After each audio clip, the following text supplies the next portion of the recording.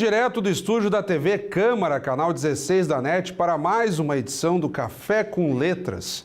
Quem nos brinda com a sua presença é o produtor cultural Volney Canônica, ele que está à frente do grande grupo Centro de Leitura Quindim, que está preparando aqui para o segundo semestre em Caxias do Sul, digamos assim, para além de um grande centro, uma biblioteca multivariada com mais de 5.000 títulos do mundo inteiro. E nós vamos conversar sobre isso e muito mais, enfocando principalmente a leitura infanto-juvenil, a literatura infanto-juvenil, melhor dizendo. Mas de imediato já quero te cumprimentar, Volney, uma honra tê-lo de volta aqui no Café com Letras, primeiro lá na Praça Dante Alighieri, na última Feira do Livro, e agora aqui no cenário tradicional do programa. Fábio, é uma honra para mim estar aqui conversando com vocês. No estúdio, não conhecia o estúdio, só na Feira do Livro, aquele agito da Feira do Livro. Sim. Muito legal, obrigado pelo convite.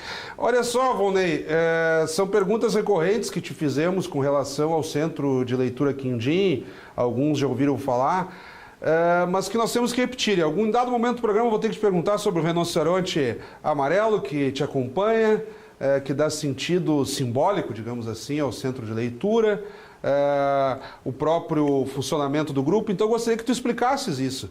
Por que do nome Quindim representado por um rinoceronte amarelo? Vamos entrando nessa seara e aí depois no projeto em si que vocês estão preparando para Caxias no segundo semestre. Então, o Centro de Leitura Quindim, ele nasce em 2014. Na verdade, a ideia de fazer um centro de leitura nasceu em 2009, quando eu viajei para a Colômbia, no antigo trabalho que eu tinha, levando 75 professores de intercâmbio e conheci o espaço Espantapájaros, da Yolanda Reis, que é uma grande especialista na área de literatura para bebês. Quando eu conheci aquele espaço, eu disse, um dia eu quero fazer algo desse gênero. E aí, em 2014, eu resolvi colocar isso em prática. E aí eu convidei algumas pessoas de Caxias, que trabalham a área da leitura, são focados na área da divulgação da leitura, fazem a promoção da leitura, são escritores de Caxias, para que a gente pudesse desenvolver esse projeto. E aí, o Centro de Leitura tem vários parceiros, um dos parceiros é o escritor e ilustrador Roger Mello, ganhador do prêmio Hans Christian Andersen, e aí a gente estava procurando um nome, que nome, queríamos fazer uma homenagem ao grande pai da literatura infantil, que é o Monteiro Lobato. E aí, nesse sentido, a gente encontrou o nome do Quindim. Quindim, que além de ser um doce... Maravilhoso, diga-se de passagem. É o nome do rinoceronte. E que infelizmente engorda muito. É verdade, quem está de dieta. Mas aí tem o projeto de leitura que ele só cresce no sentido de conhecimento e não engorda. E não engorda. Então, o Quindim, que é um rinoceronte que fugiu do circo, é um rinoceronte que só falava inglês, então já é um rinoceronte internacional, que só falava inglês e que fugiu do circo e foi parar no sítio. E o rinoceronte é um dos 5 animais mais ferozes do mundo, que infelizmente está em extinção. E aí, quando ele chega no sítio do Pica-Pau Amarelo, a Emília, com toda a sua audácia, consegue adestrar esse rinoceronte e dá o nome de Quindim. Né? Esse doce brasileiro, uma mistura de Brasil e África também, né? neste doce. E aí, então, eu costumo dizer que a literatura é tão forte como um rinoceronte, mas também é tão doce como um quindim. Né? E aí a gente começou a trabalhar com o rinoceronte amarelo a partir de 2014.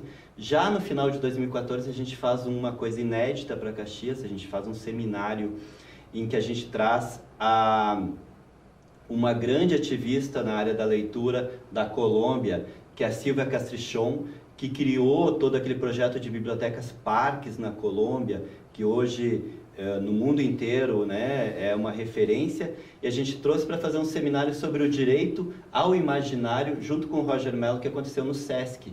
E a partir daí começou uma movimentação, não só em Caxias, mas no Brasil e no mundo, porque em 2014 a gente já faz um seminário internacional na Feira do Livro de Xangai, na China. E aí a gente começou a fazer, e aí a gente tinha uma sede, um espaço, com uma biblioteca, mas estava muito pequeno, a gente não conseguia fazer a programação, a gente estava precisando remodelar tudo isso. Então, o Centro de Leitura nasce de um desejo meu, mas de um desejo coletivo de muitas pessoas, de alcançar o que se tem de qualidade na área da literatura infantil e juvenil. Isso é muito importante. A gente tem um lema que é: vamos dar às crianças os melhores livros. Esse conceito do clube de leitura, dos grupos de leituras, nós vamos ter lá, voltando, os movimentos enciclopedistas no final do século XVIII, lá na França, d'Alembert, Denis Diderot, saíram as primeiras enciclopédias. Aí a nossa gurizada aqui se acostumou, quando era menor, a ter a Barça, Delta Larousse. Eu sou da época do Círculo do Livro. Abril Cultural, fez grandes volumes e tal, que mal bem universalizava com uma qualidade interessante de revisão da literatura para os iniciantes, e aí depois para o sujeito até conseguir fazer as suas escolhas. Aqui no Rio Grande do Sul, no final do século XIX, lá a revista do Partenon Literário, a partir de gabinetes e clubes de leitura, Rio de Janeiro, pelo Brasil todo, nós vamos ver nomes aí como José de Alencar, Machado de Assis, todos cronistas de jornal, participantes de grupos de leitura e que publicavam nessas grandes revistas literárias. Então vocês resgatam um conceito antigo com uma roupagem interessante que também se vale das ferramentas tecnológicas, virtuais, redes sociais, para engajar o jovem na cultura letrada. É mais ou menos por aí o caminho? É isso mesmo. Então, dentro do centro de leitura, a gente tem o Clube de Leitura Quindim. O Clube de Leitura é um clube de assinatura, como se fosse um Netflix, assinatura de qualquer outra filmes, né? E aí as pessoas recebem, as crianças recebem em casa livros de qualidade, escolhido por um conselho curador. Isso é muito importante para a gente trabalha com essa questão da qualidade, porque ela não é bobagem, ela é fundamental na formação do leitor, para que a criança ou jovem não desista da leitura depois na adolescência. Então, desde muito cedo, a gente trabalha com 0 a 12 anos, a gente entrega esses livros. E quem escolhe esses livros, Fábio, tem a difícil tarefa de levar livros que são necessários e importantes para essa questão do conceito da cultura letrada, né? Então, a gente tem no Conselho Curador pessoas como Valcir Carrasco, Adriana Calcanhoto, Marina Colassante, Ziraldo. Então, são pessoas que conhecem esse meio literário, pessoas que são formadas por esse meio literário e que são fundamentais para dar dicas, né? E dizer, olha, esses livros as crianças precisam ter acesso. Então, a gente montou, e aí a gente trabalha com essa questão da qualidade. Então, eu vou pedir que a nossa equipe pegue aí na capa, já que tu está mostrando, e de preferência brincando aí com alguma angulação no rinoceronte também amarelo. É muito interessante porque assim, a gente convidou ilustradores do mundo todo para fazer a sua versão do rinoceronte Quindim. A capa é do Roger Mello, né? Mas aí a gente já vem no mês de janeiro, esse é um diário do leitor, que a criança vai escrevendo o que é as percepções dela sobre leitura, e os pais podem acompanhar o desenvolvimento. Por exemplo, janeiro é o Pete Gober, que é um sul-africano, um baita ilustrador sul-africano, e aí vem com várias imagens. Setembro, Daniel Condo, que mora no Uruguai. Uma espécie de introdução mesmo. Então, vai fazendo alguns questionamentos, porque a gente trabalha com um material de apoio aos pais, porque a biblioteca em casa, ela é fundamental para a família, não só para a criança. É um processo também, inclusive, de afetividade. Olha, dezembro, Ali Bozali, um ilustrador iraniano. Então, quer dizer, a gente traz essa questão da ampliação do olhar, do gosto estético, para que a criança, no futuro, possa frequentar um museu, entender o que ela está vendo. E a gente tira dessas imagens estereotipadas, então a gente trabalha com a questão da qualidade, a formação do cidadão crítico. Né? Sim, e quando tu começas a apresentar esses livros, e a ideia de que não é relacionado só ao próprio menino, menina, o jovem que vai ler, enfim, tu estás pressupondo aí um material didático de apoio aos pais para a interatividade com os filhos, que pode parecer meio chavão, o cara diz o seguinte, mas é o pai ali contando a história para o filho. Só que isso tem um significado e uma capacidade de contribuição não só para a criança que está recebendo essa história e participando, mas os próprios pais, né, de acharem maneiras de interação, né? Às vezes, o dia a dia, né, na família, os pais trabalham fora, é corrido, mas o momento de leitura é um momento de afeto, é um momento de você dar atenção ao seu filho e você conseguir acompanhar o processo leitor dele, o processo de desenvolvimento cognitivo do seu filho. Então, há necessidade de que seja um momento prazeroso, um momento de descobertas, um momento onde o filho vai questionar, porque muitas vezes os pais não sabem as respostas. E é natural, porque a criança é super esperta, é um grande cientista, tá o tempo todo pesquisando, observando tudo, e vai fazer perguntas que os pais não sabem responder. Mas se a gente alcança literatura, e quando eu digo literatura não é livro de autoajuda, é literatura mesmo, que não está preocupado em passar nenhuma mensagem e ao mesmo tempo vai trabalhar com todas as mensagens possíveis, quando a gente alcança a literatura vai trabalhar com o simulacro, vai trabalhar com esse inconsciente da criança. Marina Colasanti sempre diz que assim, contar uma história, principalmente um conto de fadas, antes da criança dormir, é preparar a criança para o sono, para o sonho, que é um caos. A gente sabe que o nosso sonho é algo, várias coisas que acontecem durante o dia, ou de mês, de ano, que se transformam às vezes num caos. E você contar uma boa história é ajudar a criança a conduzir esse sonho, né? Então, assim, a necessidade que a gente tem de desenvolver o imaginário da criança é fundamental.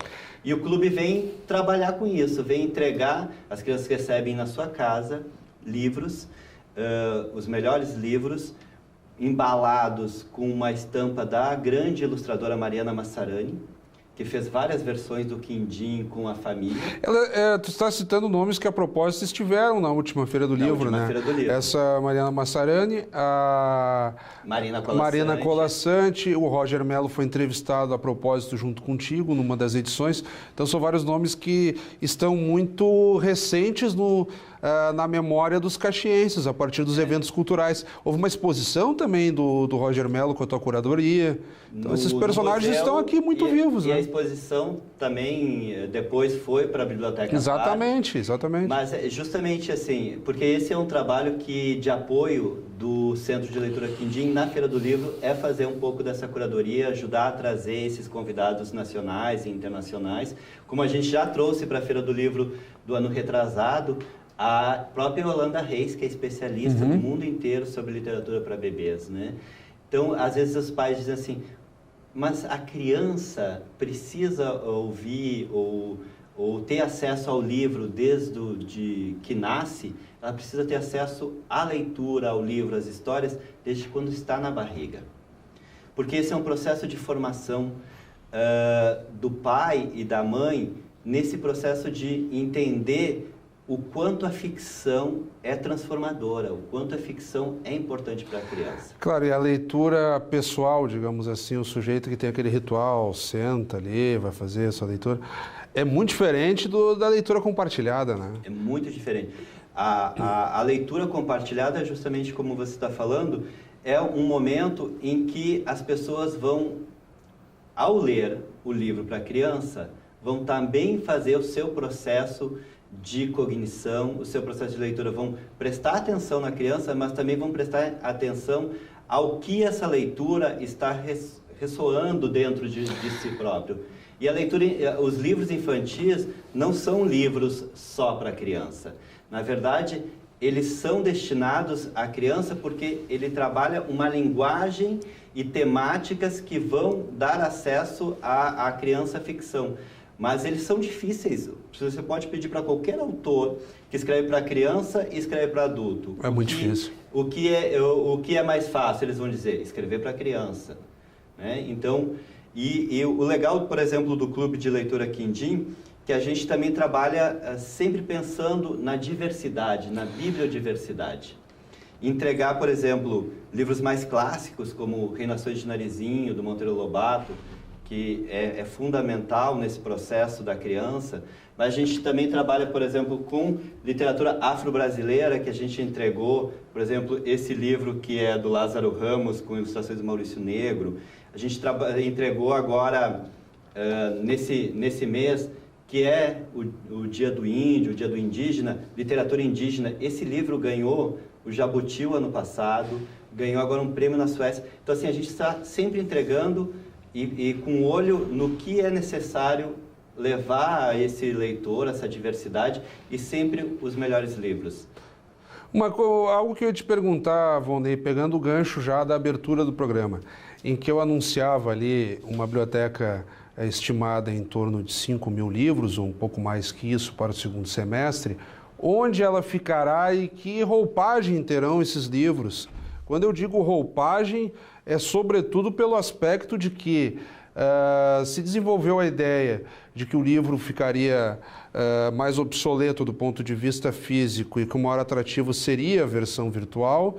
Depois, no Brasil, aí passou a ter uma concorrência entre os dois formatos e países um pouco mais avançados, digamos assim, no ritual de leitura, até pela própria periodicidade do seu percurso, vamos dizer assim, os Estados Unidos, a Europa, a China, o consumo de e-books, que são os livros virtuais, tem diminuído, em contrapartida com o aumento do livro físico. Então, claro, são países com uma cultura letrada de um tempo maior, que migraram, em certa medida, para o aspecto do e-book e agora começa a cair. Como é que vocês vão trabalhar essas possibilidades? Então, acho que é muito importante isso que você aborda, porque no Brasil as duas coisas vão ter que andar juntas. Em outros países mais desenvolvidos, então, já teve a cultura do livro físico e depois entrou a questão do livro digital.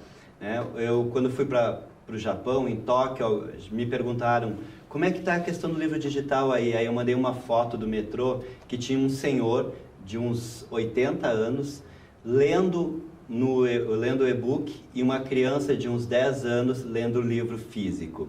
Então, quer dizer, duas gerações que a gente poderia dizer, a criança de 10 anos está lendo no digital e o senhor está lendo no físico. Uma provocação interessante. Então, assim, o que acontece? No Brasil, a gente pulou essa questão do livro físico, né? O boom da literatura infantil foi nos anos 80, e aí que começaram a chegar mais livros para as crianças, mais livros nas escolas. A gente tem recentemente assim a compra de livros do governo, que trabalhou mais fortemente para que botasse livro nas bibliotecas escolares. Então a gente tem um déficit muito grande do livro físico. E se a pessoa não passa para o livro físico, é muito difícil que ela se sustente no livro digital.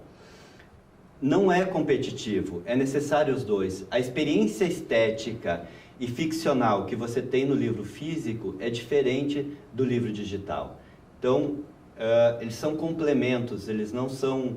E aí, o que aconteceu? Se investiu muito na propaganda e no marketing em cima do livro digital no Brasil, é claro, uma questão comercial, mas ele não teve o aumento, né, que se queria nas vendas.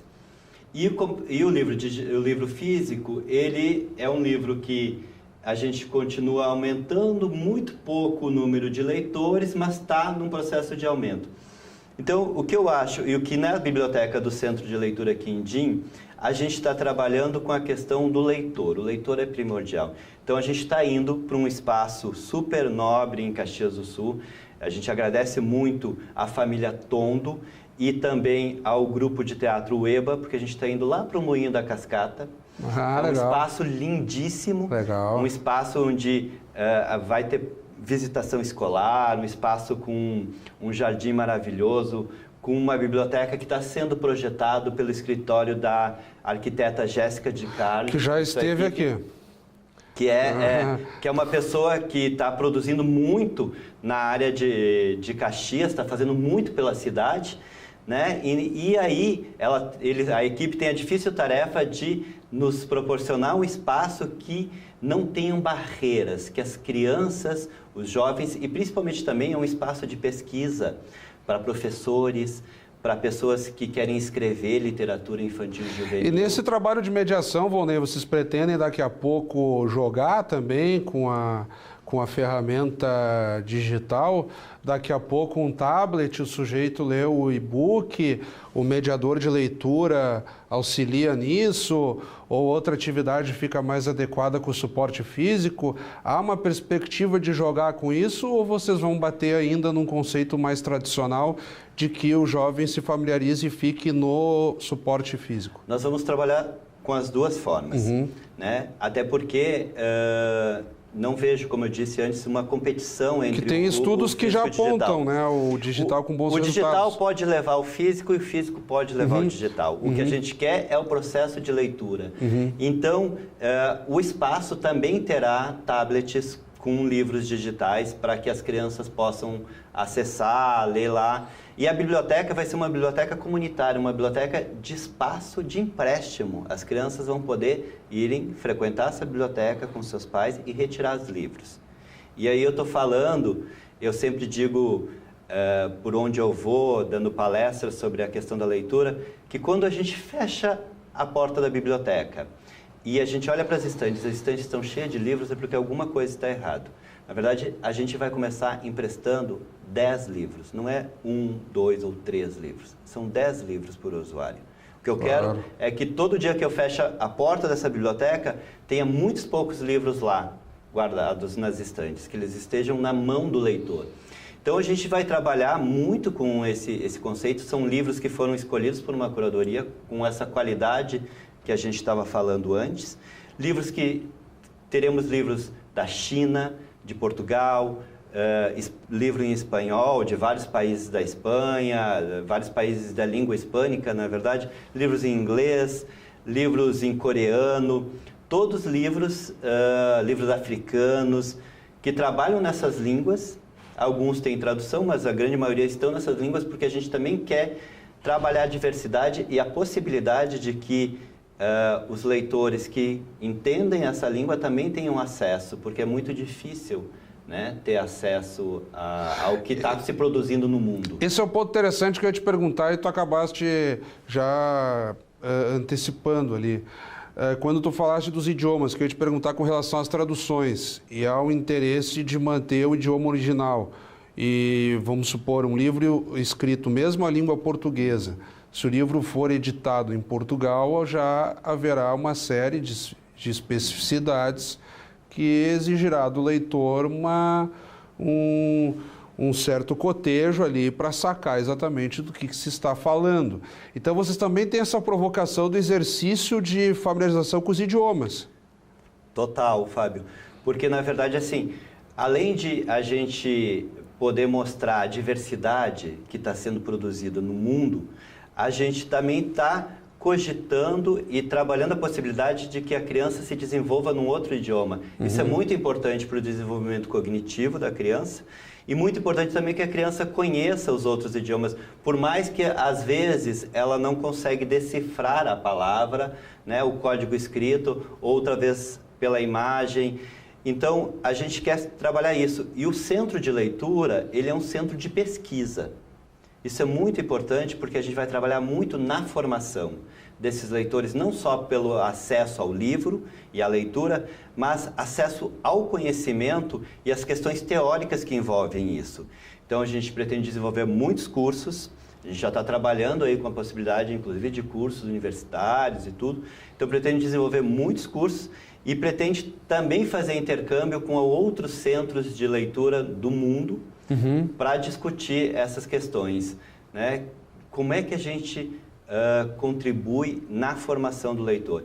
E aí, se o professor, por exemplo, antes de comprar livros para a sua biblioteca, ou o bibliotecário que quer, ele pode acessar o Centro de Leitura Quindim e lá ele mesmo vai fazer a sua lista de livros de qualidade, vai poder comprar e diversificar, porque muitas vezes quando você chega numa livraria para fazer essas escolhas, você não sabe ou não conhece esses livros, não teve acesso antes para fazer a leitura. Então, tudo isso a gente pretende estar discutindo e trabalhando nesse centro. Essa é a armadilha que nós falamos em comunicação, que sempre que lá nos primórdios, quando surgia a internet, as pessoas, o acesso à informação é o conhecimento, não necessariamente o sujeito tem acesso a muita informação e não sabe muito bem o que fazer com ela.